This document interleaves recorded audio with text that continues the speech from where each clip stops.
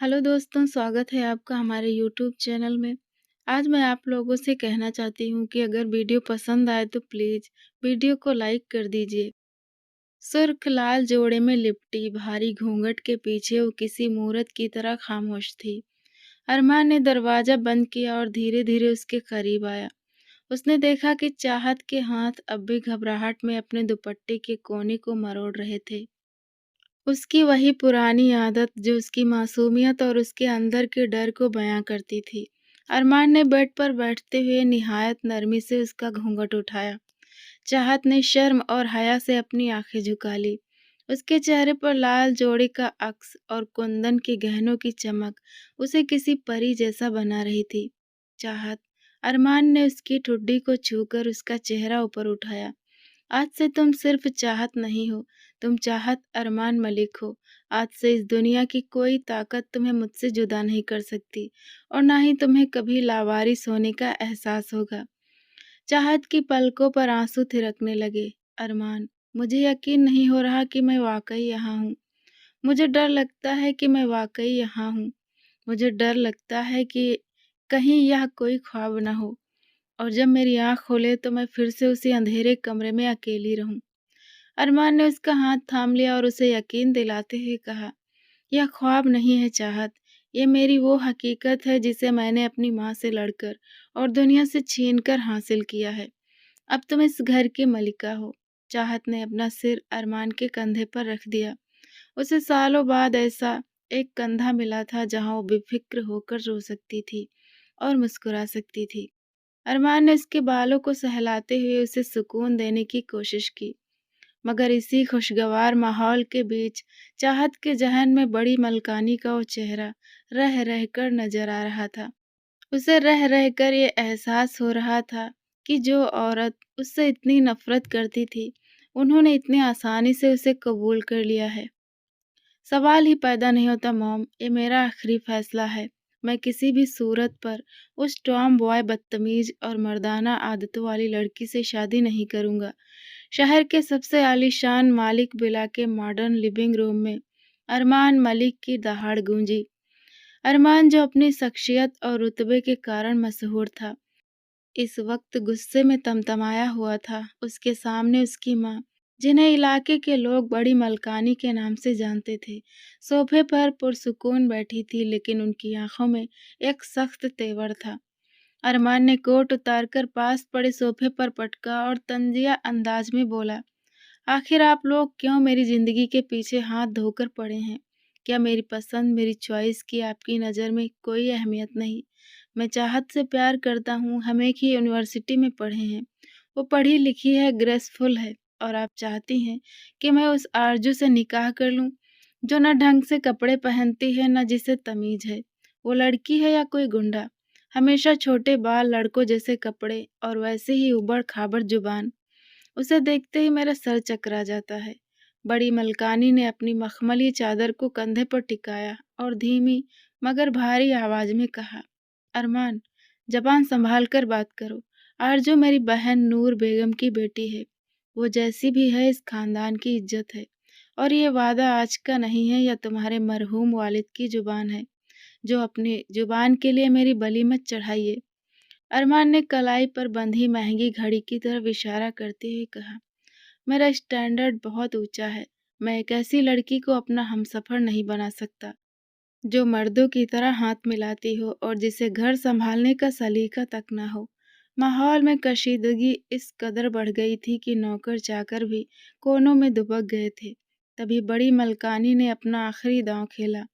उन्होंने अपनी आंखों में बनावटी नमी लाते हुए कहा, ठीक है, अगर तुम्हें अपने बाप की वसीयत और अपनी माँ के मान से ज्यादा वो चाहत प्यारी है तो कर लो उससे शादी। लेकिन याद रखना, जिस दिन वो इस घर में आएगी, उस दिन तुम अपनी माँ का जनाजा इसी घर से उठते देखोगे। अरमान ठिठक गया। वो अपनी माँ से नफरत नहीं कर सकता था। बेजार होकर बोला, क्या मेरी डिग्रियों, मेरी पसंद और मेरी शख्सियत की आपकी नज़र में कोई अहमियत नहीं? मैं अरमान मालिक हूँ और अरमान मालिक अपना जीवन साथी अपनी मर्जी से चुनता है, किसी के एहसान के रूप में नहीं। और आरजू, वो तो लड़की कहलाने के लायक भी नहीं है। वो छोटे बाल, लड़कों जैसे कपड़े और वो बेढंगा सा लहजा। वो मेरे साथ किसी फंक्शन में खड़ी भी होगी तो लोग मुझ पर हंसेंगे। मैं चाहत से प्यार करता हूँ। वो मेरी क्लास की है, मेरा मयार है। बड़ी मलकानी अपनी जगह से उठी, उनके चेहरे पर कोई गुस्सा नहीं था, बल्कि एक अजीब सी संजीदगी थी। उन्होंने अरमान के करीब जाकर शांत लहजे में कहा, अरमान, ये फैसला आज का नहीं है। तुम्हारी मौसी नूर बेगम के साथ मेरा रिश्ता और तुम्हारे वालिद का दिया हुआ वचन इस खानदान की साख है। मालिक खानदान में वादे निभाए जाते हैं, तोड़े नहीं जाते। लेकिन मॉम, ये मेरी जिंदगी का सवाल है, अरमान ने झुंझलाकर कहा। बड़ी मलकानी ने अरमान का हाथ अपने हाथ में लिया और इंतहाई भावुक लहजे में बोली, बेटा, आरजू मेरी बहन की बेटी है। मैं चाहती हूँ कि वो इस घर की बहू बने और इस घर की रौनक संभाले। क्या तुम अपनी माँ की इस एक ख्वाहिश का मान भी नहीं रखोगे? मैं जानती हूँ वो तुम्हारे स्टैंडर्ड की नहीं है, थोड़ी अलग है, मॉडर्न मिजाज रखती है, मगर बेटा, कम से कम मेरे सफ़ेद बालों का भरम रख लो। बस निकाह कर लो ताकि खानदान में मेरी बात रह जाए। आरजू जैसी भी है, अब वो तुम्हारी किस्मत में लिखी जा चुकी है। माँ के इस जज्बाती वार ने अरमान को निहत्था कर दिया। उसे लगा कि बगावत का अब कोई फायदा नहीं। उसने गहरी सांस ली और नफरत से अपनी नजरें फेर ली। ठीक है, अगर आप यही चाहती हैं तो यही सही। मैं निकाह करूंगा, लेकिन याद रखिएगा, वो लड़की सिर्फ इस घर की बहू होगी, मेरी बीवी कभी नहीं। दूसरी तरफ मालिक विला में अरमान अपनी शेरवानी का नाप दे रहा था, मगर उसके दिमाग में एक अलग ही तूफान चल रहा था। जब बड़ी मलकानी कमरे में आई तो अरमान ने इंतहाई ठंडे और दो टूक लहजे में कहा, मॉम, मैं आपकी जिद के आगे घुटने टेक रहा हूँ, लेकिन याद रखिएगा कि अरमान मलिक हार कर भी जीतना जानता है। मैं इस आरजू से निकाह सिर्फ इसलिए कर रहा हूँ ताकि आपकी और खानदान की लाज रह जाए। मगर जैसे ही ये शादी की रस्में खत्म होंगी, मैं उसे तुरंत तलाक दे दूंगा। मैं उस टॉम बॉय और मर्दाना आदतों वाली लड़की के साथ एक छत के नीचे नहीं रह सकता। मेरी जिंदगी सिर्फ चाहत के लिए है। बड़ी मलकानी ये सुनकर दंग रह गई, पर उन्होंने सोचा कि शायद शादी के बाद अरमान का गुस्सा ठंडा हो जाए। अरमान के दिलो दिमाग पर इस वक्त सिर्फ एक ही चेहरा घूम रहा था, चाहत। चाहत जो अरमान की यूनिवर्सिटी फेलो थी, एक निहायत ही पाकीज़ा, भोली भाली और शर्मीली लड़की, जिसे दुनिया की चालाकियों की खबर तक न थी। वो अरमान को अपना सब कुछ मानती थी और अरमान ने उसे यकीन दिलाया था कि वो ही मालिक विला की मलिका बनेगी। लेकिन जब अरमान के निकाह की खबर चाहत तक पहुंची, तो उसके पैरों तले जमीन निकल गई। उसे यकीन ही नहीं आया कि उसका अरमान किसी और का हो सकता है। जैसे ही उसने रेडियो, सोशल मीडिया के जरिए अरमान की शादी की खबरें सुनी, उसे एक जोरदार झटका लगा। एक मासूम दिल ये बोझ सह न सका। उसकी आंखों के सामने अंधेरा छा गया और वो चक्कर खाकर फर्श पर गिर पड़ी। उसे फौरन हॉस्पिटल ले जाया गया, जहां वो जिंदगी और मौत की कशमकश में थी। अरमान को जब ये खबर मिली तो वो बेकाबू हो गया। उसे लगा कि आरजू से निकाह करके उसने चाहत का कत्ल कर देने के बराबर होगा, और चाहत की आंखों में आंसू उसको किसी भी कीमत पर नागवार थे। हॉस्पिटल में अरमान पागलों की तरह भाग रहा था।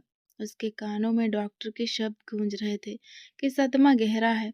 वो जानता था कि चाहत कोई आम लड़की नहीं है, वह कांच की तरह नाजुक है। चाहत की हकीकत बहुत दर्दनाक थी।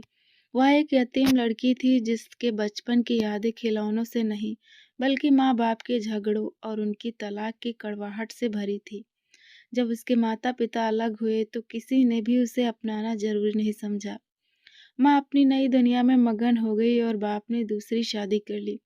वह बेसहारा चाहत अपनी फूफी के रहमो करम पर रहती थी, जहाँ उसे छत तो मिली पर वो ममता और प्यार कभी नहीं मिला जिसकी वो हकदार थी। अरमान ही उसकी जिंदगी की इकलौती उम्मीद थी। अरमान का साथ ही उसके लिए पूरी दुनिया थी। और जब उसे पता चला कि अरमान निकाह करने वाला है तो उसे लगा कि वह एक बार फिर लावारिस हो गई है। इसी दुख ने उसे फर्श पर गिरा दिया था। अरमान चाहत के वार्ड में दाखिल हुआ। वह बेड पर बेजान पड़ी थी। चेहरे पर वही मासूमियत थी जो उसे दुनिया से अलग बनाती थी। अरमान ने उसका हाथ थामा और उसकी आंखों से आंसू छलक पड़े। चाहत, मेरी जान, आंखें खोलो। मैं अरमान हूँ, मैं तुम्हें कभी अकेला नहीं छोड़ूँगा। वो निकाह वो सिर्फ़ एक मजबूरी थी। मैं आज ही मम्मा से कह दूँगा कि मुझे वो निकाह नहीं करना है। तभी दरवाज़े पर आहट हुई। अरमान ने मुड़कर देखा तो आरज़ू वहाँ खड़ी थी। आरज़ू की आँखों में चाहत को देखकर वो गुस्सा नहीं था, जो एक दूसरी औरत के लिए होता है।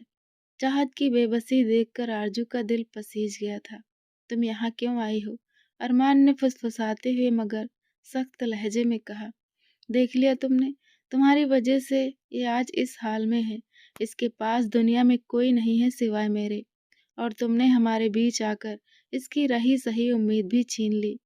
आरज़ू ने करीब आकर चाहत के पीले पड़ते चेहरे को देखा। उसने चाहत की कहानी सुन रखी थी। आरज़ू की आवाज़ इस बार बहुत संजीदा थी। इंसान जब खुद अकेला होता है अरमान, तो वो दूसरों का दर्द बेहतर समझता है। चाहत को अपनों ने छोड़ा और आपने मुझे अपनाने से पहले ही छोड़ दिया। फ़र्क क्या रहा आप में और उन लोगों में जिन्होंने चाहत को लावारिस किया। उसने मन ही मन सोच लिया था कि वो अरमान से निकाह नहीं करेगी। वो जानती थी कि अरमान उसे जिल्लत और नफ़रत के सिवाय कुछ नहीं देगा। अगली सुबह जब चाहत की हालत थोड़ी संभली तो अरमान उसे ज़बरदस्ती मालिक विला ले आया। वह उसे उसकी फूफी के घर नहीं भेजना चाहता था, जहाँ उसे सिर्फ ताने मिलते थे। बड़ी मलकानी उसे घर के अंदर दाखिल होते देख दंग रह गई। अरमान, ये क्या बेहूदगी है? आरजू इस घर की होने वाली बहू है और तुम इस लड़की को यहाँ ले आए। मॉम, चाहत का इस दुनिया में मेरे अलावा कोई नहीं है। आरजू से मैं निकाह नहीं कर सकता। अब वो इस घर में सिर्फ एक मेहमान है। चाहत यही रहेगी मेरे पास। अरमान ने दो टूक फैसला सुना दिया। आरजू हॉल में खड़ी ये सब देख रही थी। उसके चेहरे पर एक अजीब सी मुस्कान थी। वह मुस्कान जो हार की नहीं बल्कि आने वाले खेल की शुरुआत थी। आरजू आगे बढ़ी और बड़ी मलकानी के पास जाकर बोली, खाला, आप फिक्र ना करें। अगर अरमान को लगता है कि वो इस मासूम लड़की का सहारा बनेंगे, तो मैं उनके रास्ते का पत्थर नहीं बनूंगी। अगले दिन अरमान मलिक जब ऑफिस से लौटा तो उसके चेहरे पर थकान साफ झलक रही थी। काम का बोझ और घर के बिगड़ते हालात ने उसे बेहाल कर रखा था। उसने अपना कोट उतारकर सिर पर टिकाया और एक हाथ से अपने उलझे हुए बालों को पीछे की तरफ फेरता हुआ लिविंग रूम में दाखिल हुआ। सामने का मंजर देखकर उसके कदम ठिठक गए। बड़ी मलकानी अपने जागीरदाराना शान के साथ सोफे पर बैठी थी, लेकिन उनकी नजरें दूर बैठी चाहत पर जमी थी। चाहत जो इस आलीशान विला में खुद को किसी अजनबी की तरह महसूस कर रही थी, इंतहाई डरी सहमी सी थी। उसने अपने दुपट्टे के पल्लू को अपनी उंगलियों में कसकर फंसाया हुआ था और उसकी आंखें फर्श की तरफ झुकी हुई थी। अरमान के पास आते ही चाहत ने सिसकते हुए अपना सर उठाया। अरमान, मुझे यहाँ नहीं रहना। प्लीज आप मुझे मेरी फूफी के घर वापस छोड़ाएं। उसकी आवाज में इतनी बेबसी थी कि अरमान का दिल दहल गया। पागल हो गई हो क्या चाहत? अरमान उसके करीब बैठते हुए बोला, तुम्हें पता है वहाँ तुम्हारी फूफी का सुलूक तुम्हारे साथ कैसा है? उनके ताने वो जिल्लत, मैं तुम्हें उस नर्क में वापस कभी नहीं जाने दूंगा। चाहत ने अपनी बड़ी बड़ी आंखों से आंसू पोंछते हुए जिद की, नहीं अरमान, मुझे वहाँ भेज दे। वहाँ कम से कम मुझे एहसास तो नहीं होगा कि मैं किसी का घर उजाड़ रही हूँ। मैं एक यतीम हूँ, ताने सुनना मेरी आदत है, पर यहाँ की एक खामोशी और बड़ी मलकानी की नजरें मुझे मार डालेंगी। प्लीज अरमान, मेरी खातिर मुझे वहाँ भेज दें। अरमान ने उसे बहुत समझाया, उसे अपनी मोहब्बत का वास्ता दिया, लेकिन चाहत इस बार अपनी बात पर अड़ी रही। उसके मासूम चेहरे पर जमी जिद और आंखों के पानी ने अरमान को हार मानने पर मजबूर कर दिया। उसे लगा कि शायद अभी चाहत को वहां भेजना ही उसकी मानसिक शांति के लिए बेहतर है।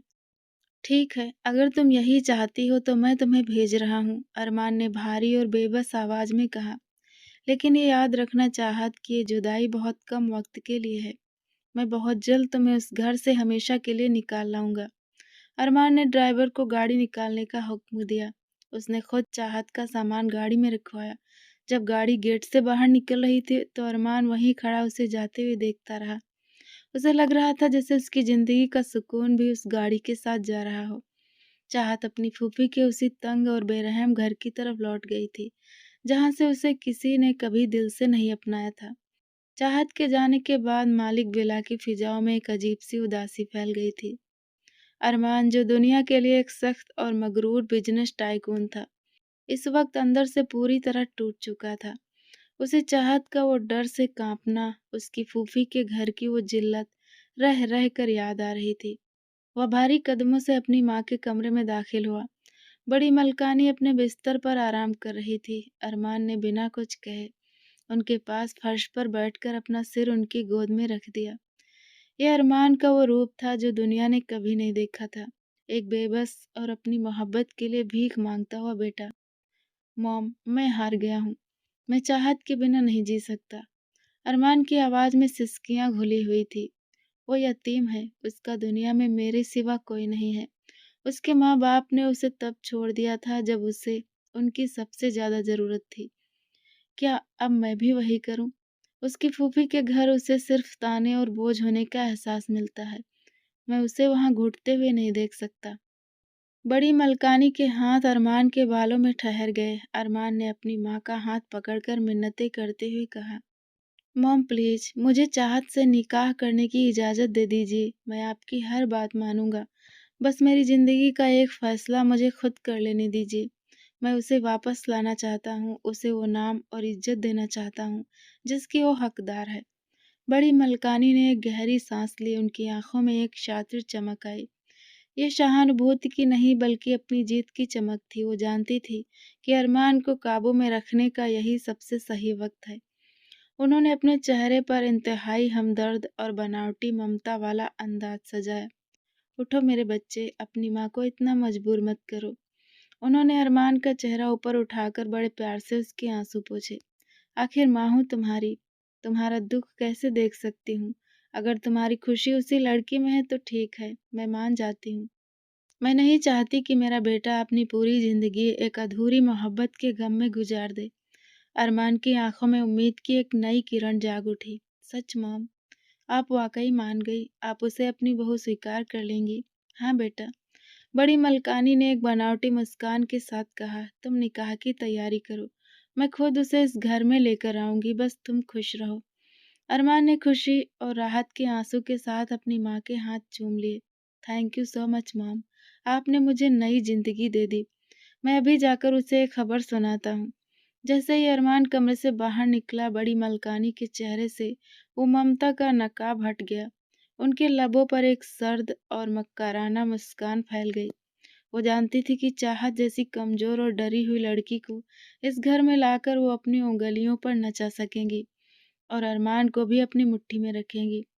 मालिक खानदान की बड़ी मलकानी, जिनका रसूख और रुतबा पूरे शहर में मशहूर था, आज एक ऐसी बस्ती की तंग गलियों में थी जहां कदम रखते हुए भी उन्हें अपनी शान में कमी महसूस हो रही थी। लेकिन अरमान को अपनी मुट्ठी में रखने के लिए उन्हें ये नाटक करना ही पड़ा। अपनी कीमती गाड़ी से उतरकर जब वो चाहत की फूफी के दरवाजे पर पहुंची तो मोहल्ले के लोग दंग रह गए। इतनी ऊंची शान और शौकत वाली मलकानी का एक यतीम और बेसहारा लड़की का हाथ मांगने उसके घर आना किसी करिश्मे से कम नहीं था। अंदर का मंजर और भी दिलचस्प था। चाहत की फूफी, जो चाहत को अपने घर पर एक बोझ समझती थी और दिन रात उसे कोसती रहती थी, बड़ी मलकानी को अपने घर में देखकर हक्की बक्की रह गई। उनके लिए तो यह छप्पर फाड़ कर मिलने वाली खुशखबरी थी। बड़ी मलकानी ने निहायत नजाकत से सोफे पर बैठते हुए सीधे काम की बात की। मैं यहाँ चाहत का हाथ अपने बेटे अरमान के लिए मांगने आई हूँ। मैं चाहती हूँ कि वो हमारे घर की रौनक बने। चाहत की फूफी को तो जैसे उनकी मुराद मिल गई। वो तो खुद चाहत से जल्द छुटकारा पाना चाहती थी ताकि उनके अपने खर्चों और जिम्मेदारियों में कमी आए।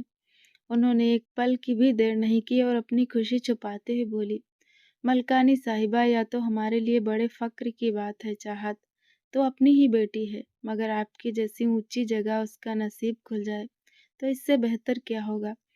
हमारी तरफ से पक्की हाँ समझिए। चाहत, जो कमरे के पर्दे के पीछे खड़ी ये सब सुन रही थी, उसकी आंखों में खुशी के आंसू छलक पड़े। उसे यकीन नहीं हो रहा था कि जिस औरत की नजरों से वो कल तक डर रही थी, आज वही उसका हाथ मांगने उसके घर आई हैं। उसे लगा कि शायद उसकी दुआएं कबूल हो गई हैं। बड़ी मलकानी के वापस लौटते ही मालिक विला में निकाह की तैयारियां हंगामी बुनियादों पर शुरू हो गई। घर को फिर से सजाया जाने लगा। अरमान की खुशी का कोई ठिकाना नहीं था। वह खुद हर चीज की निगरानी कर रहा था। उसके लिए यह उसकी सबसे बड़ी जीत थी। दूसरी तरफ चाहत की फूफी के घर में भी हलचल तेज थी।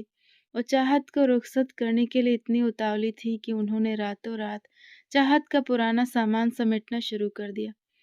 निकाह का दिन करीब आ रहा था और हर तरफ खुशियों का शोर था, मगर इस शोर के पीछे बड़ी मलकानी की वो खामोश सोच भी थी जिसे अभी तक कोई पढ़ नहीं पाया था। वो चाहत को घर की मलका नहीं बल्कि अपनी पसंद की एक ऐसी मोहरी बनाकर ला रही थी जिसे वो जब चाहे हिला सके। शादी का दिन आ गया। विला में शहनाइयों का शोर था, मगर दूल्हा बना अरमान आईने के सामने खड़ा यूं लग रहा था जैसे वो किसी सपने को देख रहा है। आखिर उसकी मोहब्बत जो मिलने वाली थी। उसके चेहरे पर बेइंतहा खुशी की ऐसी परत थी जिसे महंगी खुशबू भी नहीं छुपा पा रही थी। निकाह के वक्त जब मौलवी साहब ने इजाजत तलब की तो अरमान ने कबूल है इतने सपाट और नरम लहजे में कहा जिसे दुनिया भर की खुशी उसे मिलने जा रही हो। वहीं दूसरी तरफ पर्दे की ओट में बैठी चाहत ने जब ये अल्फाज अदा किए तो उसकी आवाज में लर्जिश और आंखों में खुशी के आंसू थे। उसे लगा कि एक नई और खूबसूरत जिंदगी का आगाज हो रहा है। रुखसती का मंजर बहुत जज्बाती था। चाहत अपनी फूफी से लिपटकर बहुत रोई। आखिरकार गाड़ी बिला पहुंची और चाहत अरमान की दुल्हन बनकर उसके कमरे में दाखिल हुई। कमरे के बीचों बीच गुलाब के फूलों से सजे बेड पर चाहत बैठी थी। सुर्ख लाल जोड़े में लिपटी भारी घूंघट के पीछे वो किसी मूरत की तरह खामोश थी। अरमान ने दरवाजा बंद किया और धीरे धीरे उसके करीब आया। उसने देखा कि चाहत के हाथ अब भी घबराहट में अपने दुपट्टे के कोनों को मरोड़ रहे थे। उसकी वही पुरानी आदत जो उसकी मासूमियत और उसके अंदर के डर को बयां करती थी। अरमान ने बेड पर बैठते हुए निहायत नरमी से उसका घूंघट उठाया। चाहत ने शर्म और हया से अपनी आंखें झुका ली। उसके चेहरे पर लाल जोड़े का अक्स और कुंदन के गहनों की चमक उसे किसी परी जैसा बना रही थी। चाहत। अरमान ने उसकी ठुड्डी को छूकर उसका चेहरा ऊपर उठाया। आज से तुम सिर्फ चाहत नहीं हो, तुम चाहत अरमान मलिक हो। आज से इस दुनिया की कोई ताकत तुम्हें मुझसे जुदा नहीं कर सकती और ना ही तुम्हें कभी लावारिस होने का एहसास होगा। चाहत की पलकों पर आंसू थिरकने लगे। अरमान, मुझे यकीन नहीं हो रहा कि मैं वाकई यहाँ हूँ। मुझे डर लगता है कि कहीं या कोई ख्वाब ना हो, जब मेरी आंख खुले तो मैं फिर से उसी अंधेरे कमरे में अकेली रहूं। अरमान ने उसका हाथ थाम लिया और उसे यकीन दिलाते हुए कहा, ये ख्वाब नहीं है चाहत, ये मेरी वो हकीकत है जिसे मैंने अपनी माँ से लड़कर और दुनिया से छीनकर हासिल किया है। अब तुम इस घर की मलिका हो। चाहत ने अपना सिर अरमान के कंधे पर रख दिया। उसे सालों बाद एक ऐसा कंधा मिला था जहां वो बेफिक्र होकर रो सकती थी और मुस्कुरा सकती थी। अरमान ने उसके बालों को सहलाते हुए उसे सुकून देने की कोशिश की, मगर इसी खुशगवार माहौल के बीच चाहत के जहन में बड़ी मलकानी का वो चेहरा रह रह कर आ रहा था और उसे रह रह कर ये एहसास हो रहा था कि जिस औरत ने इतनी आसानी से उसे कबूल कर लिया है, क्या वो वाकई उसे अपनी बहू का दर्जा देंगी। अरमान ने चाहत के माथे को चूमा और वादा किया, कल से तुम्हारी नई जिंदगी शुरू होगी, एक ऐसी जिंदगी जहाँ सिर्फ खुशियां होंगी। मैं तो तुम्हारा वो अरमान हूँ जिसने तुम्हें पाने के लिए अपनी रूह तक दांव पर लगा दी। आज की रात सिर्फ हमारी है चाहत। अरमान ने धीरे से चाहत के चेहरे को अपने हाथों के प्याले में लिया और उसके होंठों के करीब अपना चेहरा ले आया। चाहत ने अपनी आंखें बंद कर ली। अरमान ने बड़ी शिद्दत से उसके होंठों को अपनी होंठों की गिरफ्त में ले लिया। चाहत के शरीर में एक थरथराहट हुई, लेकिन अरमान के प्यार भरे स्पर्श ने उसे धीरे धीरे पिघला दिया। अरमान ने अपना हाथ चाहत की कमर पर रखा और उसे अपनी बाहों में खींच लिया। उनके बीच की दूरियां पूरी तरह खत्म हो चुकी थी। चाहत ने भी हिचकिचाते हुए अपने हाथ अरमान के गले में डाल दिए। कमरे की हल्की रोशनी और फूलों की महक ने माहौल को और भी रुमानी बना दिया था। अरमान चाहत की गर्दन पर अपनी गर्म सांसें छोड़ते हुए उसे धीरे से बिस्तर पर लिटाने लगा। चाहत का रोम रोम अरमान के प्यार की तपिश महसूस कर रहा था। उस रात अरमान ने अपनी चाहत को सिर्फ नाम ही नहीं दिया, बल्कि उसे अपनी रूह का हिस्सा बना लिया। प्यार के उस जुनून में चाहत अपना सारा पुराना दुख और तन्हाई भूल चुकी थी। उस रात उनके मिलन की गवाह बनी, जहाँ सिर्फ 2 जिस्म ही नहीं, बल्कि 2 भटकती हुई रूहें भी एक दूसरे में समा गई। सुबह की पहली किरण जब कमरे में दाखिल हुई तो अरमान ने एक गहरी अंगड़ाई लेते हुए अपनी आंखें खोली। उसके चेहरे पर एक सुकून भरी मुस्कान थी। उसने पास सोई हुई मासूम चाहत को देखा, जो बड़ी बेफिक्री से सो रही थी।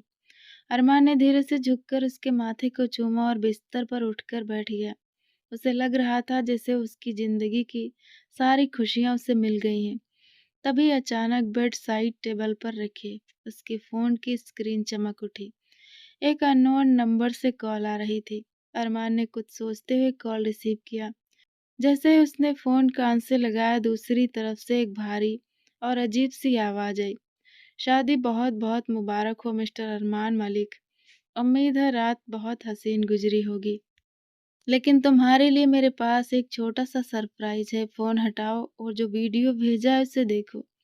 कॉल कट गई। अरमान के दिल में एक अजीब सी बेचैनी होने लगी। उसने तुरंत अपना व्हाट्सएप खोला। वहां उसी नंबर से एक वीडियो फाइल आई हुई थी। अरमान ने जैसे वीडियो प्ले किया, उसके हाथ कांपने लगे और देखते ही देखते उसके पैरों तले जमीन निकल गई। वीडियो में चाहत थी, वही मासूम और भोली दिखने वाली चाहत, लेकिन उस वीडियो में उसका वजूद पूरी तरह बेपर्दा था।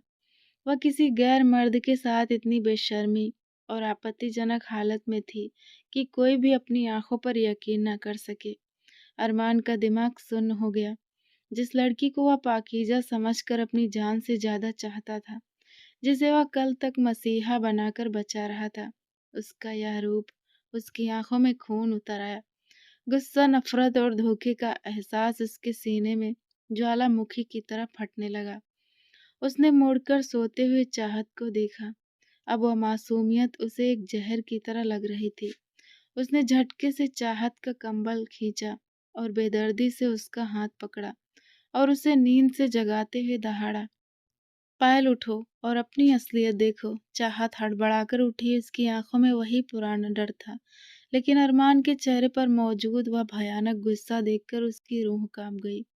मासूम चाहत जो अभी भी अपनी खूबसूरत नींद और उन हसीन सपनों से जागी थी, अरमान की इस भयानक दहाड़ पर बुरी तरह चौंक गई। उसे समझ ही नहीं आया कि कल रात जो शख्स उस पर अपनी जान छिड़क रहा था, वह अचानक इतना खूंखार कैसे हो गया। अरमान ने उसकी तरफ इंतहाई नफरत और खौफजदा नजरों से देखा। ऐसी नजरें जैसे वो चाहत को अभी कच्चा चबा जाएगा। चाहत कुछ पूछ पाती इससे पहले ही अरमान ने बड़ी बेरहमी से उसके बाल अपनी मुट्ठी में जकड़ लिए। आह अरमान, छोड़िए, दर्द हो रहा है। क्या हुआ है? आप ऐसे क्यों कर रहे हैं? चाहत दर्द से बिलबिला उठी। उसकी आंखों से आंसू बहने लगे। दर्द? तुझे दर्द का पता भी है? अरमान का चेहरा गुस्से से सुर्ख हो चुका था। उसने चाहत का चेहरा अपने करीब घसीटा और उसके कान के पास चिंघाड़ते हुए बोला, मेरी मोहब्बत का ये सिला दिया तुमने?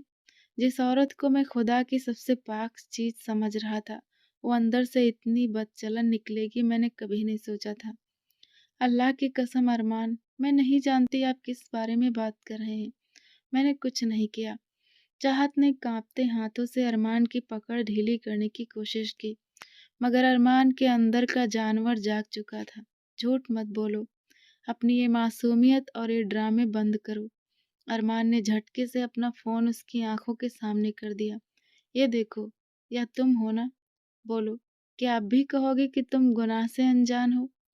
वीडियो में खुद को उस हालत में देखकर चाहत के जैसे प्राण ही निकल गए। उसके चेहरे की रंगत उड़ गई और वह पत्थर की तरह जमी रह गई। उसे समझ नहीं आ रहा था कि यह सब कैसे और कब हुआ, क्योंकि उसने तो कभी किसी गैर मर्द की तरफ आंख उठाकर भी नहीं देखा था। अरमान, ये मैं नहीं हूँ, ये झूठ है, कोई साजिश है। चाहत बदहवास होकर चीखी, मगर अरमान की आंखों पर नफरत की पट्टी बंध चुकी थी। उसने उसे झटके से बिस्तर से नीचे फर्श पर पटक दिया। खामोश, एक लफ्ज और नहीं। आज से तुम मेरी बीवी नहीं, इस घर में मौजूद सबसे गंदी चीज हो। मैंने तुम्हें अपना नाम दिया और तुमने मुझे सरेआम नीलाम कर दिया। कमरे के बाहर खड़ी बड़ी मलकानी के कानों में जब अरमान के चिल्लाने की आवाजें पहुंची, तो उनके चेहरे पर एक ऐसी मुस्कान आई जो सिर्फ एक शिकारी के चेहरे पर होती है। चाहत हाथ जोड़कर उसके आगे मिन्नतें कर रही थी। प्लीज अरमान, खुदा के लिए मेरा यकीन करें, मैंने ऐसा कुछ भी नहीं किया है। ये जरूर किसी की साजिश है। लेकिन अरमान, जिस रात के उस वीडियो ने अंदर तक झुलसा दिया था, अब एक ऐसे पत्थर में तब्दील हो चुका था जिस पर किसी भी जज्बात का असर होना मुमकिन नहीं था। अरमान ने तेजी से अपना सूटकेस पकड़ा। उसके चेहरे पर फैली नफरत और हिकारत अब एक ऐसी खौफनाक फैसले में बदल चुकी थी। चाहत, जो फर्श पर गिरी आंसू बहा रही थी, घिसटती हुई उसके पास आई और उसके पैर थाम लिए। अरमान, खुदा के लिए मेरी बात सुनिए। मैं नहीं जानती वो वीडियो क्या है, किसने बनाया है। मैं तो कल तक आपके नाम से भी वाकिफ नहीं थी। मैं किसी और के साथ ऐसा सोच भी कैसे सकती हूँ? आप मुझे ऐसे छोड़कर नहीं जा सकते। अरमान ने झटके से अपना पैर छुड़ाया, जैसे किसी गंदगी ने उसे छू लिया हो। अपनी ये जुबान बंद करो चाहत। तुम्हारी ये मासूमियत, ये आंसू सब ढोंग हैं। उस वीडियो ने तुम्हारी असलियत मेरे सामने रख दी है। मैं पागल था जो तुम्हारी इन कांपती उंगलियों और डरी हुई नजरों को सादगी समझ बैठा, जबकि तुम तो अदाकारी में माहिर हो। अरमान, एक बार, सिर्फ एक बार सच जानने की कोशिश तो कीजिए। किसी की साजिश भी तो हो सकती है। चाहत ने हाथ जोड़कर मिन्नतें की। उसका गला रोंद चुका था। साजिश? वीडियो में चेहरा तुम्हारा है, वजूद तुम्हारा है। अब क्या और सबूत चाहिए? मेरा दम घुटता है इस कमरे में तुम्हारे साथ। शुक्र है कि मेरी फ्लाइट तैयार है। मैं इस गंदगी से दूर जा रहा हूँ और तुम इस विला के किसी अंधेरे कोने में पड़ी रहो या अपनी उस फूफी के नर्क में वापस जाओ, मुझे कोई फर्क नहीं पड़ता। अरमान ने अपना पासपोर्ट उठाया और बिना मुड़कर देखे कमरे से बाहर निकल गया। चाहत बदहवास सी उसके पीछे भागी। अरमान, मत जाइए, मुझे इस जिल्लत में अकेला छोड़कर मत जाइए। अरमान। हवेली के दालान में उसकी चीखें गूंजती रही, लेकिन अरमान के कदम नहीं रुके। उसने नीचे खड़ी बड़ी मलकानी की तरफ एक नजर भी नहीं डाली और गाड़ी में जाकर बैठ गया। ड्राइवर ने गाड़ी स्टार्ट की और देखते ही देखते अरमान उस विला के गेट से बाहर निकल गया, चाहत को उस तोहमत और बदनामी के साए में अकेला छोड़कर, जिसके बारे में उसे इल्म तक नहीं था। चाहत वहीं दहलीज पर गिर पड़ी। उसके हाथ में पहना हुआ चूड़ा और माथे का सिंदूर जैसे उसे चिढ़ा रहे थे।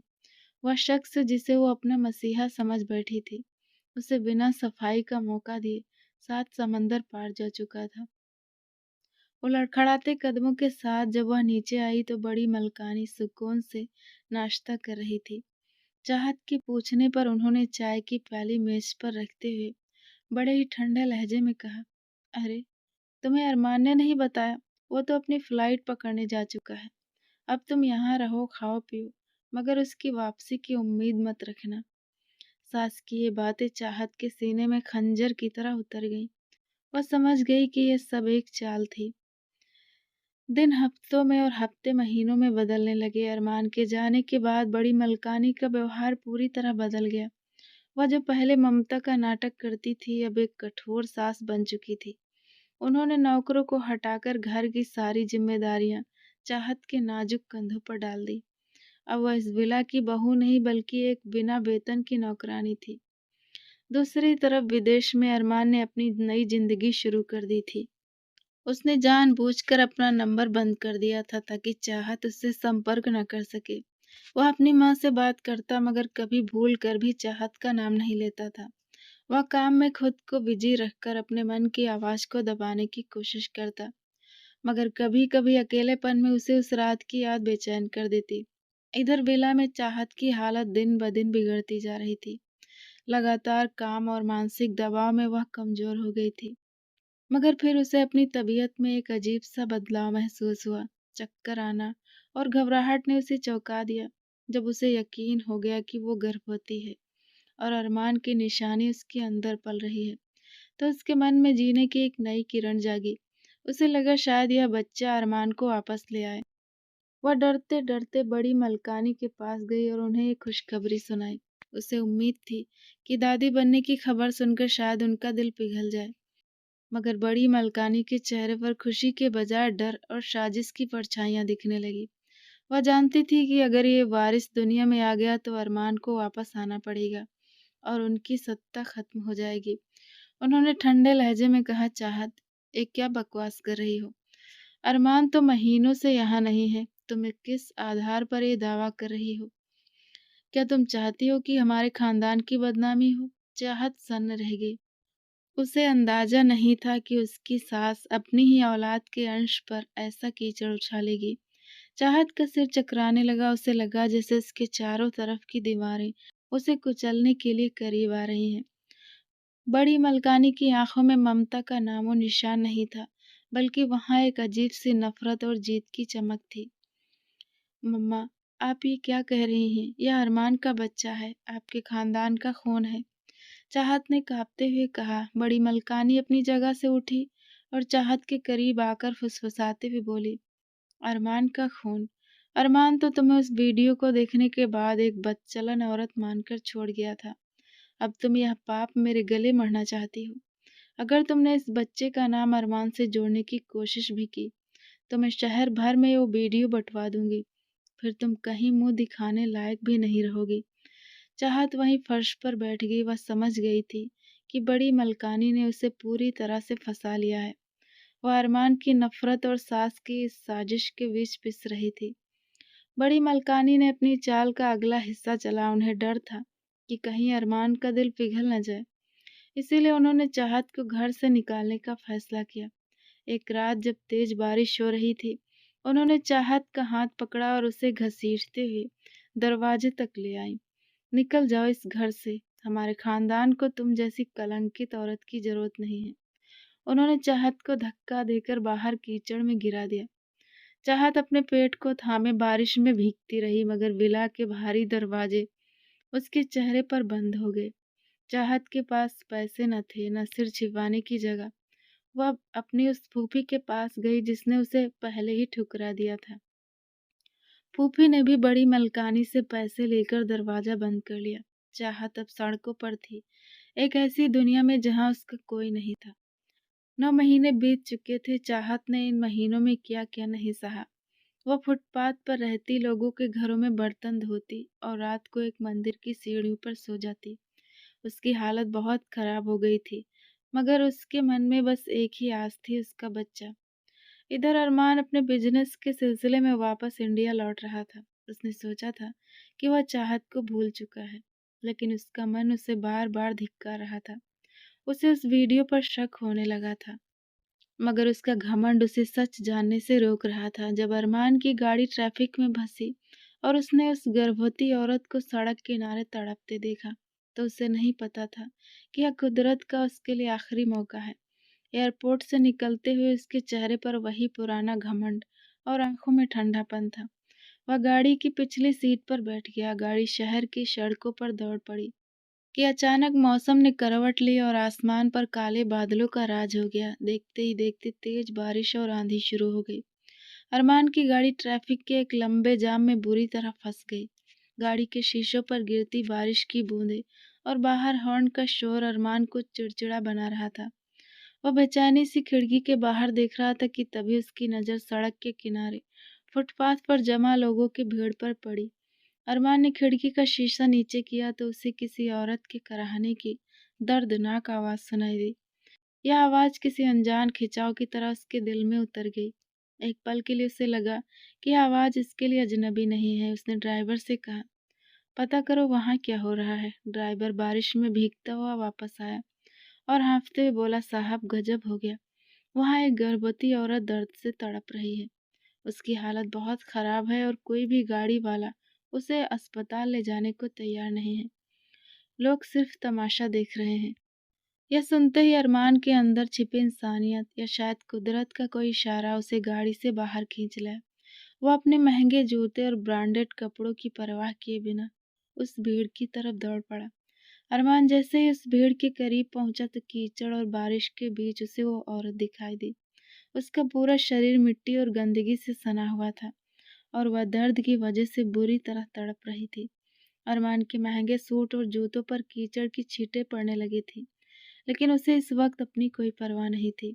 अरमान के दिल में उस अजनबी औरत के लिए एक गहरी हमदर्दी जाग उठी। उसे समझ नहीं आ रहा था कि क्यों, लेकिन उस औरत की चीखें उसके कलेजे को चीर रही थी। उसने बिना एक पल की देरी किए उसे अपनी बाहों में उठा लिया। चाहत का चेहरा मिट्टी और उलझे हुए बालों से इतना ढक गया था कि अरमान चाहकर भी उसे पहचान नहीं पाया। रास्ता छोड़ो, अरमान चिल्लाया। भीड़ उसे रास्ता देने लगी। वह भागता हुआ अपनी गाड़ी की तरफ आया और पिछली सीट पर उस औरत को सावधानी से लिटाया। गाड़ी सिटी हॉस्पिटल की तरफ भगाओ, उसने ड्राइवर को चीख कर आदेश दिया। गाड़ी जैसे ही सड़कों पर दौड़ने लगी, अरमान ने देखा कि वह औरत अब भी दर्द से कराह रही थी और उसके होठों से बहुत धीमी आवाज में कुछ शब्द निकल रहे थे। अरमान ने उसके सिर को सहारा दिया और उसे हौसला देने की कोशिश की। हिम्मत मत हारो, हम बस हॉस्पिटल पहुंचने ही वाले हैं, अरमान ने बहुत ही नरम आवाज में कहा। अरमान का दिल अजीब तरह से धड़क रहा था। उसे उस औरत के चेहरे पर एक अजीब सी मासूमियत और तकलीफ महसूस हो रही थी, जिसने उसके कठोर दिल को एक पल के लिए पिघला दिया था। उसे याद आया कि कैसे उसने चाहत को भी इसी तरह एक बार बचाया था, लेकिन नफरत की आग में उसने वह सब भुला दिया था। अस्पताल पहुंचते ही अरमान ने स्ट्रेचर मंगवाया। डॉक्टरों ने, नर्सों की एक टीम तुरंत उस औरत को इमरजेंसी वार्ड की तरफ ले गई। अरमान वहीं कॉरिडोर में खड़ा हो गया। उसके कपड़े खराब हो चुके थे और वह पूरी तरह भीग चुका था, लेकिन वह वहां से हटा नहीं। उसके मन में बस एक ही सवाल था, कौन है ये औरत और क्यों उसे देखकर उसका दिल इतना बेचैन हो रहा है। तभी ऑपरेशन थिएटर का दरवाजा खुला और एक नर्स बाहर आई। मिस्टर अरमान, पेशेंट की हालत बहुत सीरियस है, लेकिन अच्छी खबर है कि बच्चा सुरक्षित है, मगर माँ को होश आने में अभी समय लगेगा। तभी उसकी नज़र कैंटीन के पास एक आदमी पर पड़ी जो बुरी तरह भीगा हुआ था और रो रहा था। वो एहतियार था, जो बरसों से मालिक बिला का वफादार मुलाजिम रहा था, लेकिन आज उसकी हालत पागलों जैसी थी। एहतियार ने जैसे ही अरमान को देखा, वह उसके पैरों से गिर पड़ा। छोटे मालिक, आप यहाँ? क्या आपने उन्हें बचा लिया? क्या वो औरत बच गई? अरमान ने उसे झटके से उठाया और दीवार से सटा दिया। तुम यहाँ क्या कर रहे हो एहतियार? और तुम किस औरत की बात कर रहे हो? क्या मॉम ने तुम्हें यहाँ भेजा है? एहतियार फूट फूट कर रोने लगा। मालिक, मुझे मार डालिए, मैंने बहुत बड़ा पाप किया है। जिस औरत को आप अभी उठाकर लाए हैं वह कोई और नहीं, छोटी मालकिन है। अरमान का हाथ एहतियार के कॉलर पर ढीला पड़ गया। उसका सिर घूमने लगा। क्या बकवास कर रहे हो? चाहत तो घर में है। झूठ, सब झूठ है मालिक, एहतियार चीखा। बड़ी मलकानी ने उन्हें 9 महीने पहले ही घर से निकाल दिया था। उन्होंने मुझसे वह नकली वीडियो बनवाया था, एक वीडियो एडिटर को पैसे देकर। चाहत बीबी के चेहरे का इस्तेमाल किया गया ताकि आपकी नज़रों में उन्हें गिराया जा सके। मलकानी ने मुझे धमकी दी थी कि अगर मैंने सच बोला तो वह मेरे परिवार को खत्म कर देंगी। अरमान के पैरों तले से जमीन निकल गई। उसे वह सड़क का मंजर याद आया, कीचड़ में सनी हुई बेहाल औरत जिसे वह पहचान भी नहीं पाया था। वह उसकी चाहत थी, उसकी पाकीज़ा चाहत। एहतियार से सकते हुए आगे बोला, मालिक, बड़ी मलकानी ने उन्हें सड़क पर मरने के लिए छोड़ दिया था। वह पिछले 9 महीनों से फुटपाथ पर सो रही थी। आज जब मैंने उन्हें वहां तड़पते देखा तो मेरा कलेजा फट गया। मैं उन्हें अस्पताल लाने ही वाला था कि आपने उन्हें उठा लिया। ये लीजिए, ये वो असली वीडियो है जो सबूत है कि यह सब बड़ी मलकानी की साजिश थी। अरमान के अंदर जैसे कुछ टूट गया। गुस्सा, नफरत और पछतावे का एक ऐसा सैलाब उठा कि उसका दम घुटने लगा। उसने हथियार को वहीं छोड़ा और पागलों की तरह उस वार्ड की तरफ भागा जहां चाहत मौजूद थी। उसने जैसे ही वार्ड का दरवाजा खोला, नर्स ने एक नन्ही सी बच्ची को साफ करके पालने में रखा था। अरमान ने पास जाकर उस औरत के चेहरे से बाल हटाए। मिट्टी हटने के बाद जो चेहरा सामने आया, उसे देखकर अरमान की एक चीख निकल गई। वो चाहत ही थी, लेकिन वो चाहत नहीं जिसे वो छोड़कर गया था। यह चाहत तो भूख, प्यास और जिल्लत की मारी हुई एक जिंदा लाश लग रही थी। अरमान वहीं फर्श पर बैठकर दहाड़ मारकर रोने लगा। चाहत, मुझे माफ कर दो। मैंने अपनी आंखों से अपनी ही बर्बादी का मंजर देखा और तुम्हें नहीं पहचाना। अस्पताल के उस ठंडे कमरे में अरमान के रोने की आवाज गूंज रही थी, लेकिन चाहत के दिल पर जमी नफरत की बर्फ पिघली नहीं थी। जैसे ही अरमान ने आगे बढ़कर उसका हाथ थामने की कोशिश की, चाहत ने पूरी ताकत लगाकर उसका हाथ झटक दिया। उसकी आंखों में अरमान के लिए ना तो प्यार था और ना ही कोई शिकायत। वहां सिर्फ एक गहरी नफरत और बेबसी की आग थी।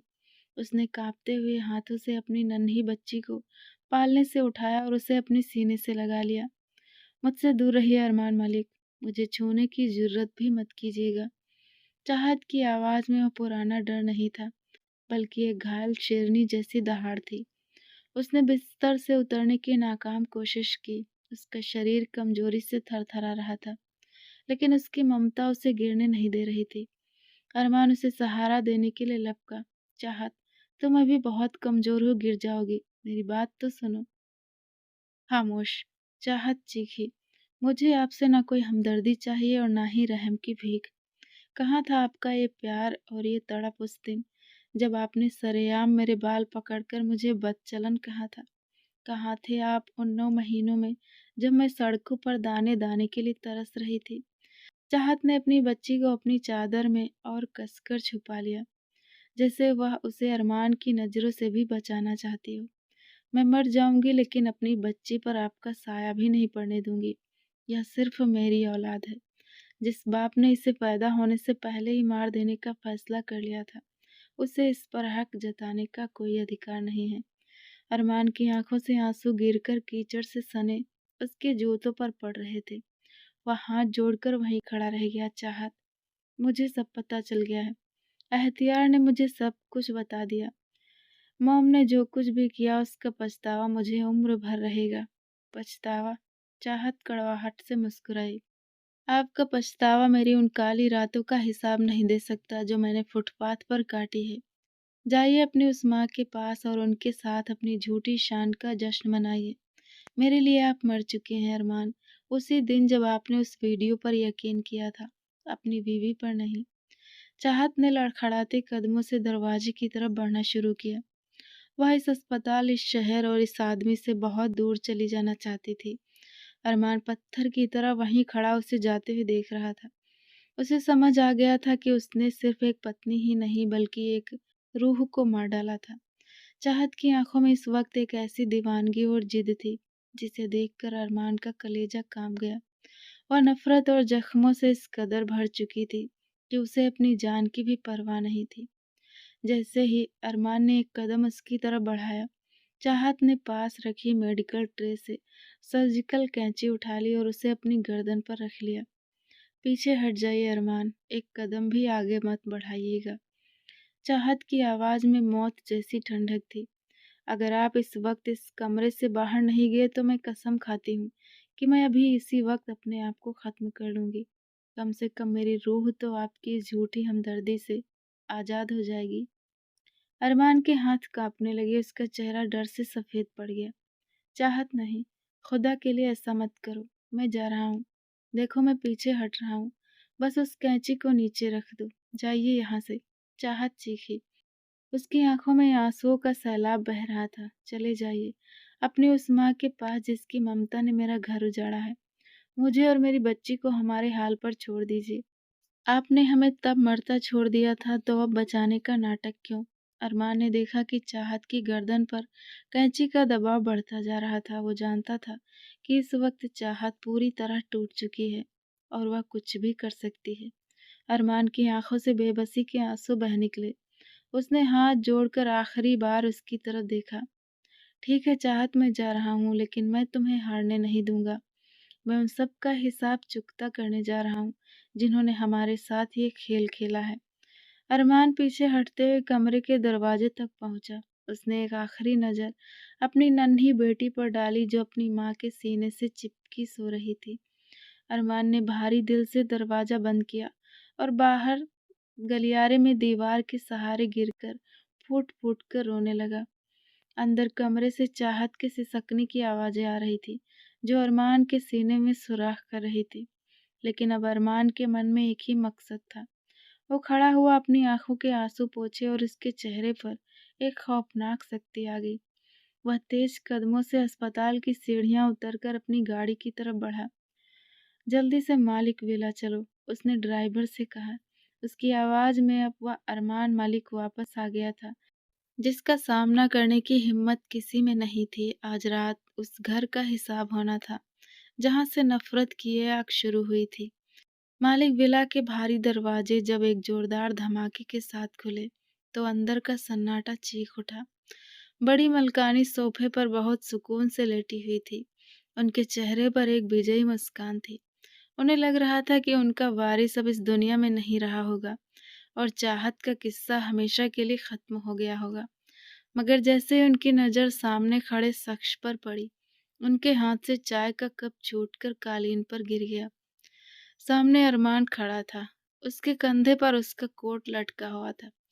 सफेद शर्ट पूरी तरह कीचड़ और खून से सनी हुई थी।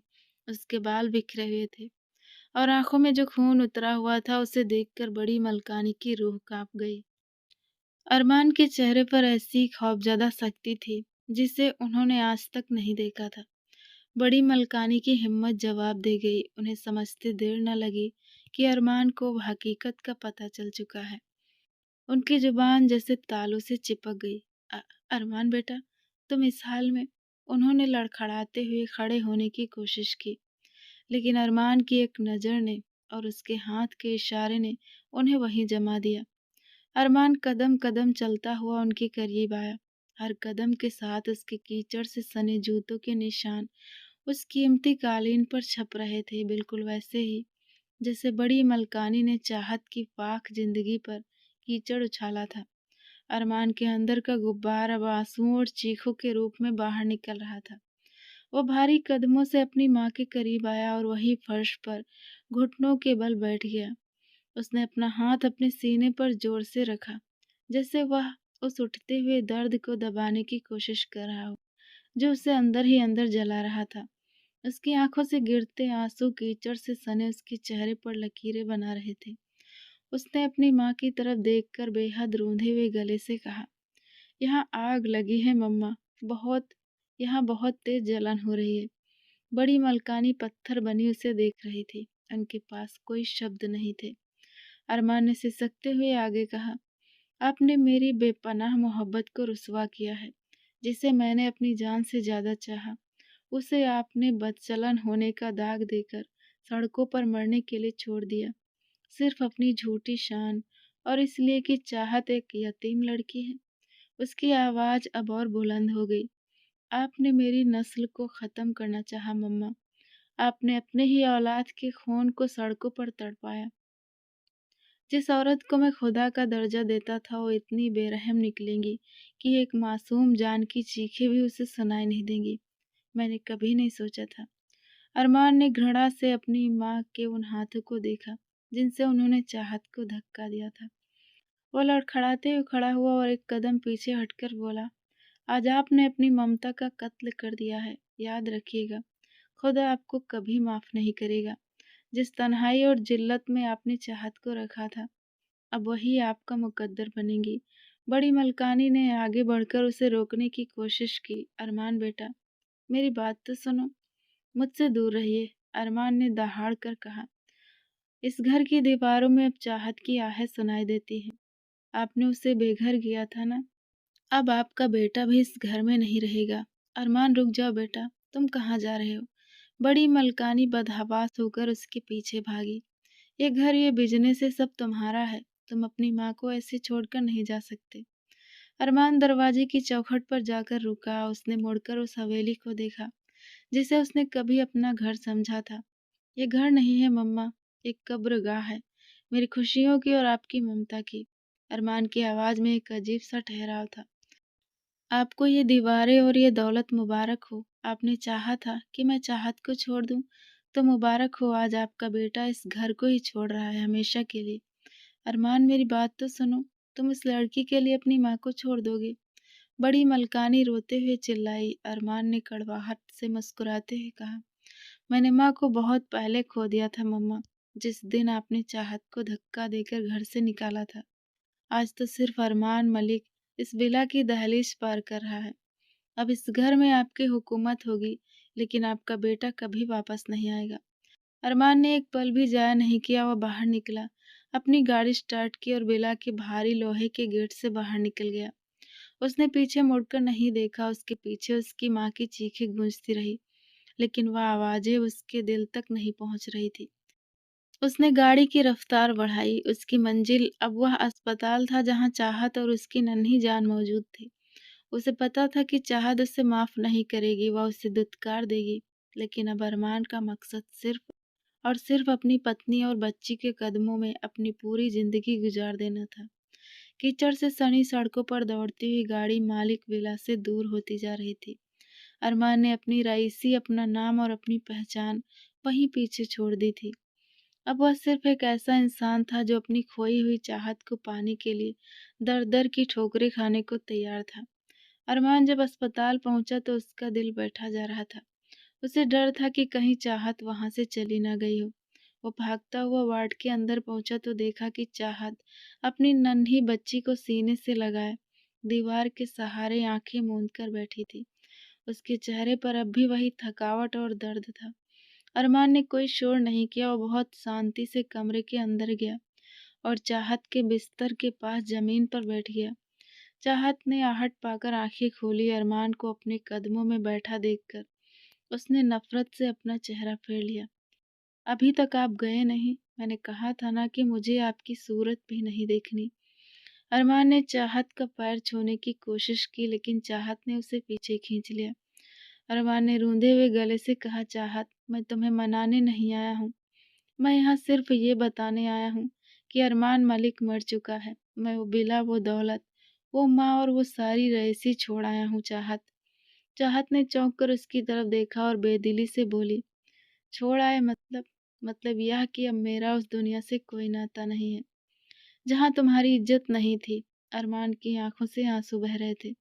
मैं जानता हूँ कि मैंने जो गुनाह किया है उसकी माफी नहीं होती, लेकिन चाहत, मुझे अपनी बच्ची का नौकर बनाकर रख लो। मुझे अपने पास मत आने देना, मुझे अपना पति मत मानना। बस मुझे अपने आस पास रहने दो ताकि मैं तुम दोनों की हिफाजत कर सकूं। चाहत ने रोते हुए कहा, आपने मुझ पर यकीन क्यों नहीं किया अरमान? क्या मेरी मोहब्बत इतनी कमजोर थी? अरमान ने अपना सिर उसके बिस्तर पर टिका दिया। मेरी सजा यही है चाहत कि मैं ताउम्र तुम्हारी नजरों में खुद को गिरता हुआ देखूं। मैं तुम्हारे साथ एक छोटे से कमरे में रहने को तैयार हूँ, मजदूरी करने को तैयार हूँ। बस मुझे अपने साय से दूर मत करना। चाहत ने अरमान की हालत देखी। वह शख्स जो कल तक हुकूमत करता था आज मिट्टी और आंसुओं में सना उसके कदमों में पड़ा था। उसने देखा कि अरमान वाकई सब कुछ छोड़कर उसके पास आया है। एक माँ का दिल और एक पत्नी की ममता आखिर पिघल ही गई। चाहत ने कांपते हुए हाथों से अरमान के सिर पर हाथ रखा। अरमान ने तड़प कर उसका हाथ थाम लिया और उसे चूमने लगा। मुझे एक मौका तो दो चाहत, बस एक आखिरी मौका। मैं अपनी पूरी जिंदगी तुम्हारे और हमारी बेटी के नाम कर दूंगा। चाहत ने सिसकते हुए कहा, मैं आपको माफ नहीं कर सकती अरमान, कभी नहीं। लेकिन मेरी बेटी को उसके बाप की जरूरत है। अगर आप सच में बदल गए हैं तो हमें साबित करके दिखाइए। अरमान के आंखों में उम्मीद की एक किरण जागी। उसने चाहत का हाथ अपने माथे से लगा लिया। उस छोटे से अस्पताल के कमरे में बिना किसी शोर और शान और शौकत की एक नई कहानी की शुरुआत हो रही थी। अरमान उसे अस्पताल से सीधा उस छोटे से घर ले गया जो उसने शहर के दूसरे कोने पर अपनी मेहनत की कमाई से बहुत पहले खरीदा था। ये घर मालिक विला जैसा बड़ा तो नहीं था, लेकिन यहाँ की हवा में सुकून था। जैसे ही अरमान ने दरवाजा खोला चाहत ठिठक गई। अरमान ने बहुत ही नरमी से उसका हाथ पकड़ा और उसे अंदर ले आया।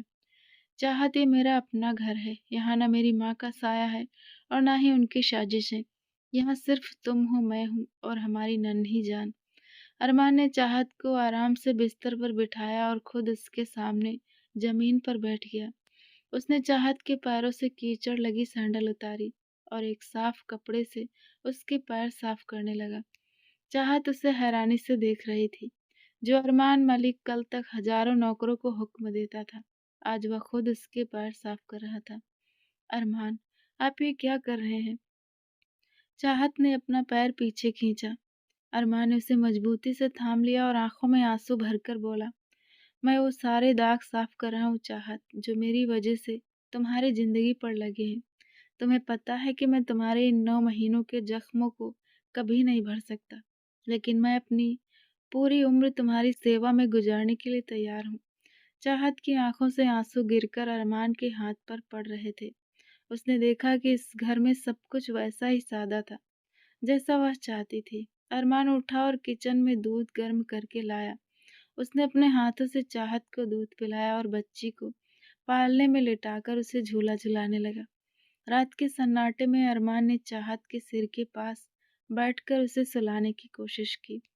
आज रात बिना डरे सो जाओ चाहत, बाहर तूफान है, लेकिन इस घर की दीवारें अब तुम्हें कभी आँच नहीं आने देंगी। कल जब तुम जागोगी तो तुम्हें किसी नौकरानी की तरह नहीं, बल्कि इस घर की मलिका की तरह जागना होगा। चाहत को पहली बार अरमान की बाहों में वो सुकून महसूस हुआ जिसकी वह बरसों से तलाश कर रही थी। उसने अरमान का हाथ कसकर थाम लिया और मुस्कुराते हुए अपनी आंखें मूंद ली। उसे यकीन हो गया था कि अब उसका अरमान बदल चुका है। तो दोस्तों, आपको कहानी कैसी लगी कमेंट करके ज़रूर बताना।